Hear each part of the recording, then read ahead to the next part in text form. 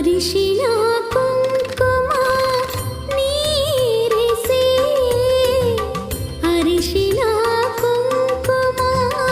ನೀರಿಸಿ ಕಾಲಂದಿಗೆ ಗೆಜ್ಜೆಯ ನಾದ ಹೊಮ್ಮಿಸಿ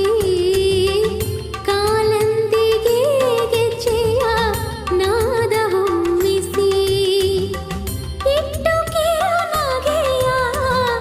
ತುಟಿಯಂಚಿನಲ್ಲಿ ಇಟ್ಟು ಕಿರುನಗೆಯ ತುಟಿಯಂಚಿನಲ್ಲಿ ಕೋಮಲ ಪಾದವಿಟ್ಟು ಬರುತ್ತವಯ್ಯ